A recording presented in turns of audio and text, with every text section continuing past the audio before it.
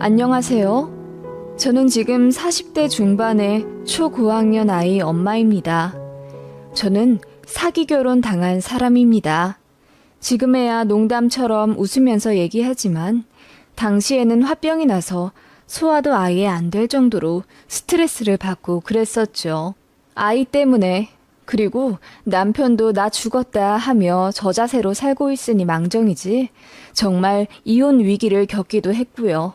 이런 얘기 주변에다가 하면 제 얼굴에 침 뱉기라 하지도 못하다 익명의 힘을 빌어 훌훌 털어버릴 겸 여기다가 한번 써보네요. 시댁에 그나마 할 말 다 하고 연 끊고 살기에 망정이지 아직도 연락하며 지내고 있었으면 속이 다 썩어 문드러졌을 것 같습니다. 이 일은 10년도 전 일이긴 하지만 아직도 그때 생각하면 화가 치밀어 오릅니다. 그때 저는 30대 초중반이었고 제 아이는 고작 3살 정도 되었을 겁니다. 저희는 신혼집을 전세로 시작했고 마침 집주인이 나가라고 해서 다른 집을 알아보고 있던 상황이었습니다. 그쯤 저희 할머니가 돌아가셨고 그로 인해 재산 정리가 되면서 저희 아버지한테 5,000평 정도의 경기도 땅과 현금 12억 정도가 생기셨어요.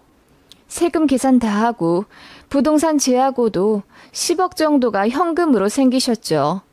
저희가 결혼할 때 저희 힘으로 알아서 살아보겠다고 양가에서 도움 안 받고 신혼집을 구했었는데 그 점을 저희 아버지가 짠하게 생각하셨습니다.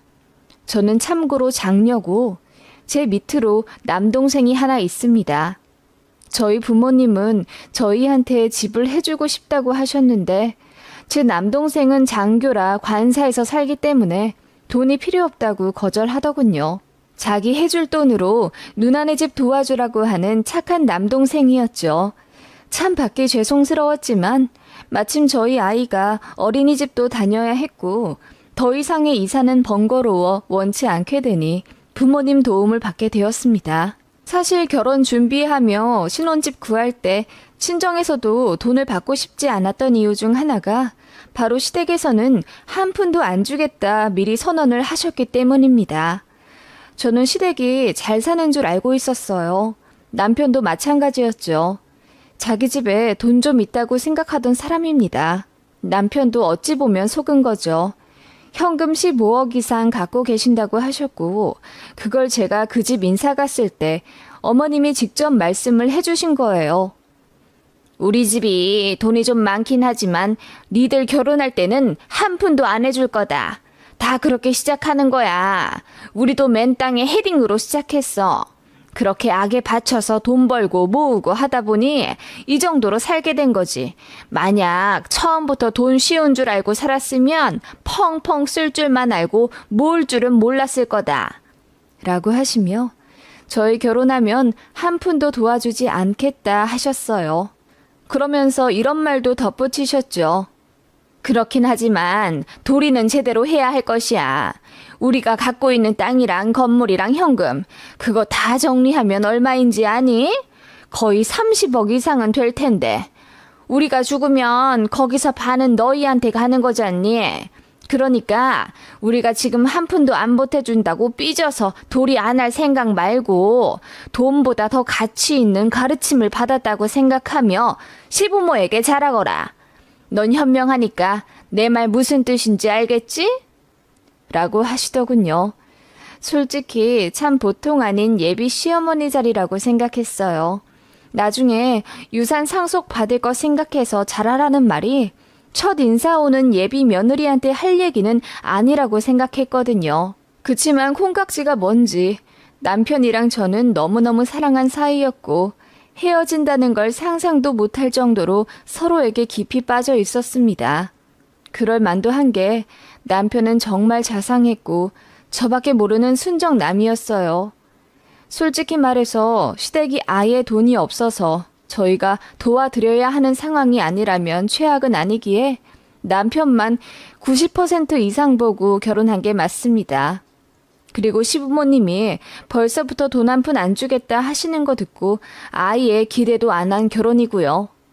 진짜 솔직하게 말해서 이해는 안 갔습니다. 교육 차원이라고는 해도 사실 자식이 결혼에 독립한다는데 저는 어느 정도는 도와주고 싶을 것 같거든요.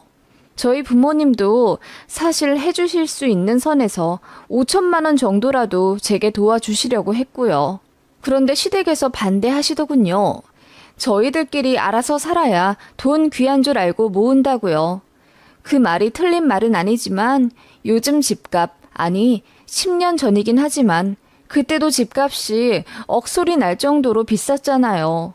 예전처럼 착실히만 모은다고 내 집 마련할 수 있는 시대도 아니고요.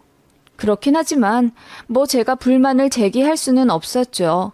맡겨둔 돈도 아니고 그냥 시댁에서 안 내주신다는데 어쩔 수 없는 거죠. 그래서 친정에서도 아예 안 받고 시작한 거예요.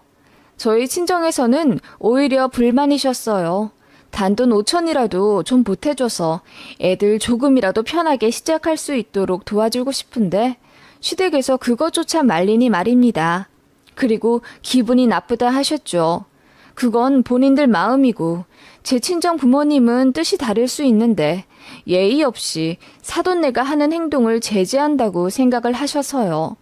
그래서 약간 트러블도 있었고 또 예물예단 관련해서도 말이 조금 있었습니다. 그래도 어찌저찌 결혼 잘했고 저희끼리는 행복하게 알콩달콩 잘 살았어요. 저희 잘 사는 모습 보면서 친정 부모님은 그냥 참으셨던 거고요. 그런데 알고 보니 시댁에서 손을 내저어가며 사돈이 돈 해준다는 걸 말린 이유가 따로 있었습니다. 결혼하고 나서 시어머니가 이러시더군요. 우리는 돈 한 푼 안 해주는데 너희 친정에서 돈 해준다는 거 홀랑받으면 우리가 뭐가 되겠니? 돈이 없어서 안 주는 것도 아닌데 도대체가 우리 면이 안 서졌니? 그리고 돈 5천에 우리를 우습게 생각하겠지. 나는 그런 게 싫어서 아예 니들 양가로부터 하나도 안 받길 원했던 거다. 그리고 그게 현명한 거고. 라고 하시며 시댁 입장이 얼마나 중요한지 일장연설을 하셨습니다. 어머님은 그냥 자식보다 체면이 더 중요하신 분 같았어요.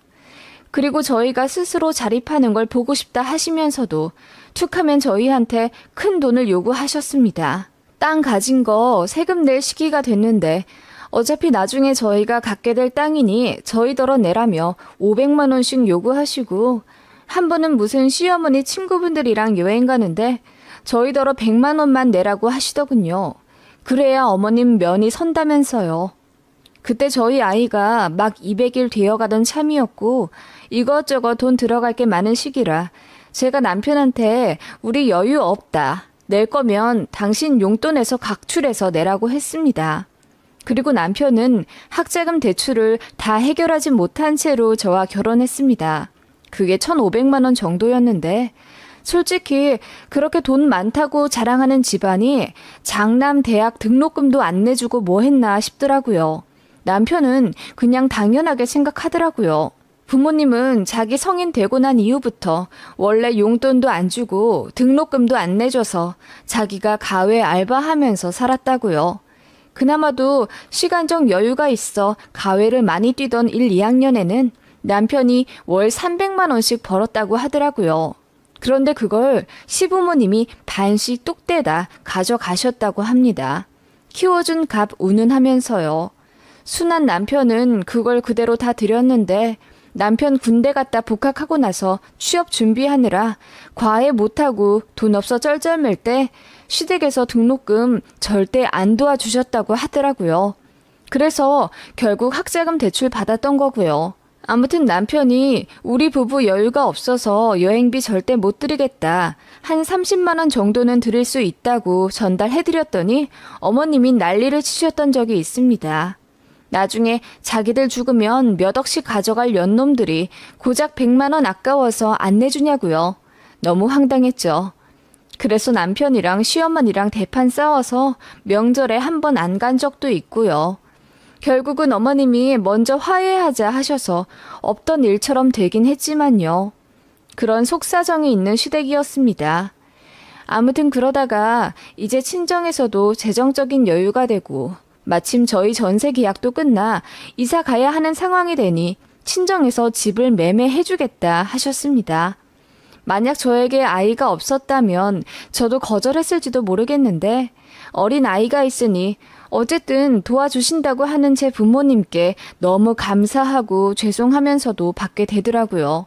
그래서 결국 제 친정에서 4억 정도 선에서 아파트를 하나 저에게 해주시겠다 하셨어요. 세금 문제 때문에 부모님 명의로 사시고 저희가 들어가는 방법도 있었는데 아예 유산 상속 개념으로 명의부터 제 이름으로 해주고 싶어 하셨습니다. 얼마나 감사하던지요. 제 남편도 장인어른 장모님께 평생 이 은혜 갚아 나가겠다며 고마워했고요. 어쨌든 이사가 코앞이라 정신없이 준비하고 또 매매 계약도 치러 나갔습니다. 그걸 굳이 시댁에 이야기하지 않았습니다. 또 시댁 면이 안 서네 뭐하네 하면서 난리 치실 것 같기도 해서요. 가끔 전화와서 이사 간다더니 어떻게 되고 있냐? 잘 알아보고 있냐? 물으시면 그냥 사정 맞춰서 준비 중이라고만 했고 더 이야기하진 않았습니다. 그러다가 매매 끝나고 이사와 동시에 시댁에다가도 말씀을 드린 거죠. 이번에 이사한 집은 친정에서 해주신 거라고 하면서요. 그랬더니 시어머니가 난리를 치시더라고요. 우리가 돈이 없어 안 해준 게 아니라 다 뜻이 있어서 니들 집을 안 해준 건데 어떻게 사돈댁에서는 야속하게 그러신다니. 아니 그러실 거면 우리한테 말씀을 좀 해주시지. 누가 보면 아들네가 돈이 없어서 한 푼 안 내준 줄 알겠네. 라고 하시며 어디다가 얘기할 거면 반드시 시댁에서 돈 많은데 일부러 안 주신 거다. 라고 덧붙이라고 신신당부하시더라고요. 그냥 어머님은 그러실 것 같았습니다. 그래서 얘기하기가 싫었던 거고요. 어쨌든 그렇게 제 친정에서 집을 받은 후 다른 생각 안 하며 행복하게 지냈습니다. 저도 마침 좋은 조건으로 복직하게 되어서 맞벌이 하느라 너무 바빴고요.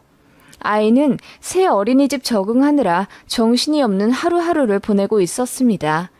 그러다 사건의 발단이 된 건 어머님의 전화 한 통이었습니다. 어머님이 어느 날 전화를 하셔서는 제 신우가 이번에 원룸 2년 계약이 끝나서 이사갈 곳을 알아봐야 된다는 걱정 어린 한탄을 하시더라고요.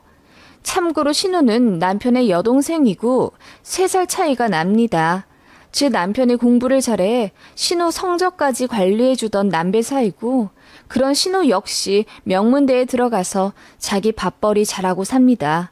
다만 독립하면서 집을 알아볼 때 시댁에서 저희 남편한테 한 것과 마찬가지로 보증금 한 푼 안 보태줘서 신우는 고시원에서 시작을 할 수밖에 없었고요. 거기서 악바리같이 돈 모아 나중엔 보증금 5천만 원에 월세 20만 원 정도 내는 오피스텔에 살게 되었습니다. 대단하다고 생각했죠.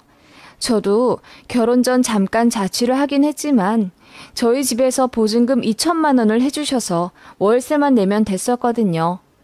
아무튼 그런 신우인데 어머님이 웬일로 저한테 신우 얘기를 하시더라고요. 원래는 거의 안 하십니다. 그래서 제가 그래도 보증금 5천만 원 있다고 하니 좋은 조건 집 잘 알아보고 들어갈 거예요. 아가씨 워낙 똑부러지잖아요. 라고 했더니 어머님이 혀를 끌끌 차시며 시집을 가야 하는데 언제까지 오피스텔 전전하면서 혼자 자취하는지 내가 답답해서 말이야. 라고 결혼 생각 없는 신우 걱정을 하시더군요. 신우는 제가 알기로 독신주의자예요. 그걸 어머님이 모르시는 것도 아니고요.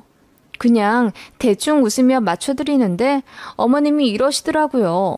지가 혼자 산다는데 뭐 어쩌겠어. 근데 여자가 혼자 살려면 어쨌든 돈이 있어야 하는데 언제까지 다달이 월세 내면서 살지 모르겠어. 30도 넘었는데 아주 내가 애 같아. 라고 하시길래 제가 그냥 넌지시 말했습니다. 아무래도 어머님도 여자시니 딸인 아가씨가 걱정되시겠죠. 저라도 도와주고 싶은 마음이 생길 것 같아요. 응? 도와준다니? 나는 절대로 살아있을 때 자식한테 돈 주고 싶지가 않다. 지가 벌어서 지 앞가림 해야지. 라고 단호하게 말씀하시길래 역시 독하시다라고 생각했습니다. 몇십억을 갖고 있다면서 자식한테 1,000만 원은커녕 100만 원도 내주기 싫어하는 이런 부모도 있구나. 새삼 놀랍기도 했고요. 그러면서 뭐하러 돈 있다는 자랑은 하는 건지 시부모님이 이해가 도통 안 되더군요. 그리고 저는 솔직히 신우랑 그렇게 사이가 살갑진 않지만 또 안 좋은 건 아니거든요. 그래서 1년에 한 번 정도 명절에 마주치곤 하는데 그때마다 신우가 속마음을 저에게 얘기하곤 했어요. 언니, 저는 엄마가 자꾸 저더러 너네 집 돈 많다. 그런데 다 뜻이 있어서 안 주는 거다. 라고 하시는 게 너무 불만이에요. 그럴 거면 아예 말씀도 하지 마시던가. 솔직히 그렇게 돈이 많다면서 저 독립할 때 너 알아서 살아라 하고 등 떠미는 부모가 어딨어요. 야밤에 위험하게 돌아다니지 말라고는 하면서 그 위험한 고시원에 들어간다는데도 눈도 끔쩍 안 하고요. 저는 우리 엄마 아빠 잘 모르겠어요. 하시는 행동 보면 돈이 진짜 있는지도 잘 모르겠고. 그렇게 신우는 본인 부모님한테 신뢰가 별로 없는 편이고 그래서인지 정도 없습니다. 생신 때도 그냥 구색 맞춘다고 10만 원씩 보내고 말지 뭐 다른 딸들처럼 더 살갑게 여행 가자고 하거나 화장품 사준다고 하는 것도 전 못 봤어요. 시어머니는 그런 신우한테 늘 불만을 가지셨고요. 남들은 딸이 먼저 동남아 가자, 제주도 가자, 팔짱 끼고 애교 부린다는데 우리 딸은 생전 그런 걸 못 봤어. 하다못해 립스틱 하나 사준 적도 없다니까. 그냥 내 생일이랑 어버이날에 무슨 ATM기처럼 10만 원씩 띡 보내는 게 다야. 무뚝뚝하기는. 하시며 저에게 당신 딸인 신우를 험담하기도 하셨고요. 근데 저는 제 남편이랑 신우, 그러니까 남매가 어떤 환경에서 자라났는지 잘 아니까 신우가 이해가 가더라고요. 돈이 없으면 모를까 그렇게 많이 있다면서 한 푼 안 내주려고 하고 그렇기 때문에 신우는 포기했던 꿈들도 많아요. 예체능으로 빠지려고 했는데 돈이 많이 들어간다는 이유로 시댁에서 반대했었고요. 화가 난 신우가 나중에 성인 돼서 일하면서 다 갚겠다고 해도 시어머니가 제일 크게 비웃으며 나중에 갚는다고? 그때 가서 네가 줄지 안 줄지 어떻게 아니? 라고 하셨다네요. 나중은 없는 거라면서. 그러면서 저희한테는 나중에 몇십억씩 받게 될 거니 본인들한테 잘하라고 하시는 거예요. 모순 그 자체 아닙니까? 그런 시부모님이 저 역시 점점 정이 떨어졌고 남편이나 신우도 그냥 적당히 도리 할 만큼만 했어요. 저희 친정 부모님은 없는 살림에서도 항상 저랑 제 남동생을 먼저 생각하시며 아낌없이 지원해 주셨던 환경에서 사랑받고 자랐기에 제 부모님이 누구보다 애틋합니다. 그래서 아파트를 받고 말고를 떠나 늘 잘하고 싶었고요. 저 같은 마음이 제 남편이나 신우한테는 없더라고요. 아무튼 그런 시어머님이 신우 걱정을 한다니 저는 놀라울 따름이었죠. 그렇게 걱정되시면 진작에 보증금이라도 더 보태서 도와주시던가 하는 말이 목구멍까지 올라왔지만 참았습니다. 어머님은 그렇게 신우 집에 대한 걱정을 핑계로 저에게 전화를 몇 번씩 하셨어요. 나한테 뭘 바라고 전화하시는 거지? 의문이 들어갈 때쯤 어머님이 드디어 속마음을 내비치시더군요. 지 오빠는 가정 꾸려서 내 집 마련도 성공하고 떵떵거리며 잘 사는데 우리 유진이는 참 상대적 박탈감을 얼마나 느끼면서 살까? 어머님, 뭐 근데 저희도 저희 친정 부모님 도움받고 집 장만한 거니까요. 요즘 젊은이들이 어디 집 매매하기가 쉽나요? 그리고 아가씨도 5천 정도면 많이 모은 편이죠. 이제 직급도 올라가고 월급도 오르는데 돈 금방 모을 거예요. 그래도 그게 어디 쉽니? 월세로 다달이 20만 원이나 나가고 참. 제가 보기엔 아가씨 잘 사는 걸로 보여요. 조금만 더 모으면 전세로도 들어갈 수 있겠고요. 아님 어머님께서 좀 도와주시는 건 어때요? 제가 듣다 못해 돌직구를 날렸습니다. 그렇게 걱정되면 딸 좀 도와주시라 하는 제 마음속에 외침을 가득 담아서요. 그랬더니 어머님이 마침 제가 얘기를 잘 꺼냈다는 듯이 그래, 이젠 나도 도와주고 싶어. 그런데 사실 우리가 저번에 경기도 양평에 집을 하나 더 샀어. 그리고 그쪽 어디에 과수원 할 만한 토지도 하나 더 샀고. 너도 알다시피 우리가 부동산 부자잖니? 그래서 현금을 가지고 있는 게 없네. 이제 와 도와주려 해도 참 상황이 안 되는구나. 라고 하시더라고요. 그래서 그냥 그렇냐고 건조하게 대꾸했더니 어머님이 이어 말씀하시더군요. 부동산만 있는 우리 집이랑은 다르게 사돈댁에서는 현금을 어느 정도 갖고 계시다지? 너희 집도 해주셨는데 사돈 총각은 왜 집을 안 해주신대? 아, 제 동생은 장교잖아요. 몇 년에 한 번씩 옮기는데 매번 독신자 숙소에서 살고요. 그래서 집 안 사요. 아직 미혼이라 뭐 굳이 사둘 필요도 없다고 하고요. 그렇구나. 사돈 총각이 아주 뜻이 올곧고 바르네. 사돈 댁에서는 멋진 자식들 두셔서 참 좋으시겠네. 라고 시어머니가 웬일로 저희 부모님 칭찬을 거의 5분가량 하시더라고요. 자식을 참 잘 키웠네. 마음이 어지시네.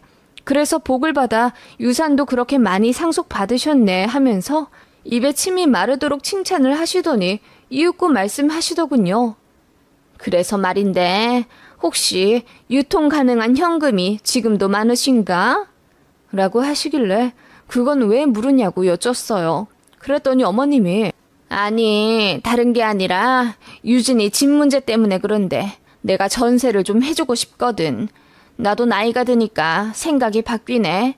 그리고 니들 집 매매해서 잘 사는 거 보니까 보금자리의 중요성도 내가 느끼게 됐고 그런데 너도 알다시피 우리가 돈이 다 묶여 있잖니.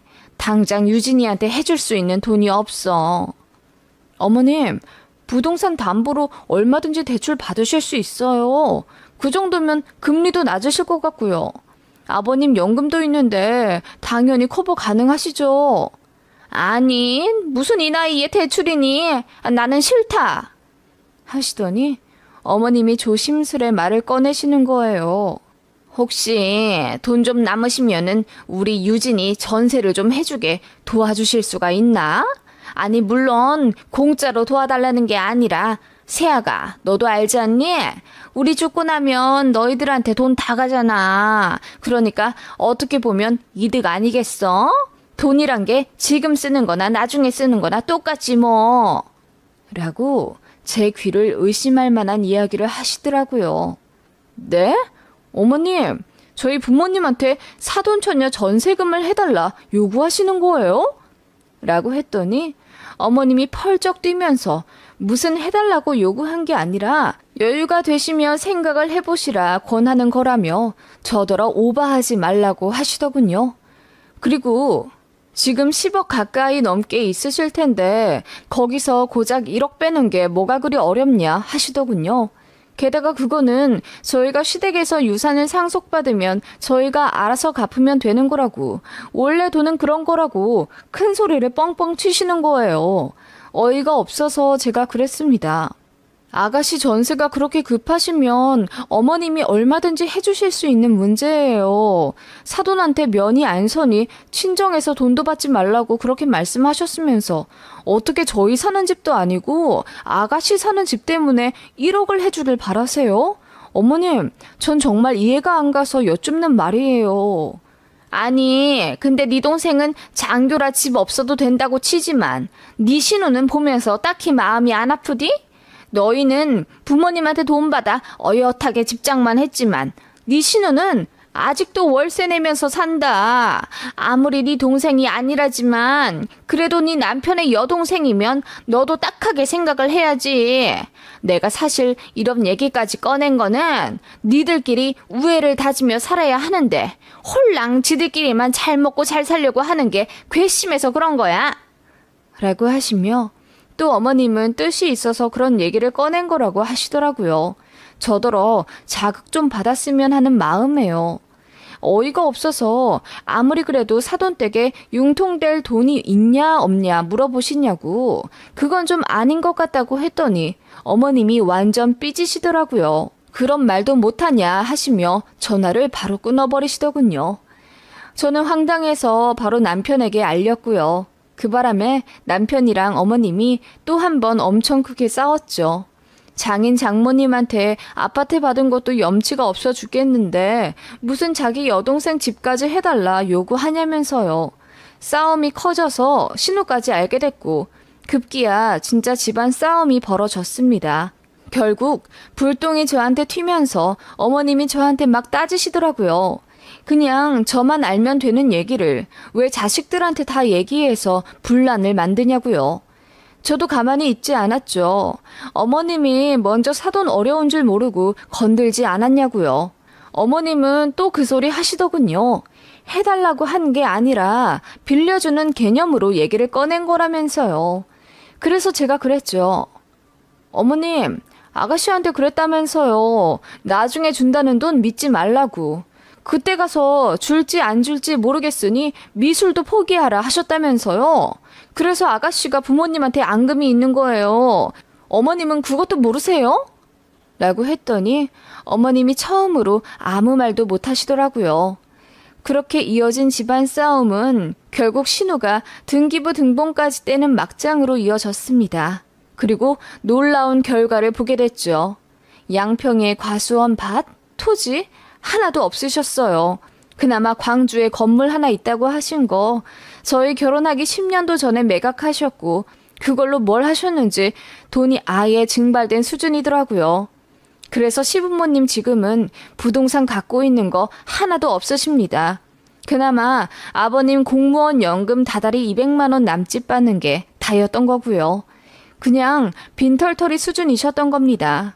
그러면서 무슨 몇십억 자산가네 본인들 죽으면 우리 10수억씩 가져갈 거네 뭐네 하셨던 거고요.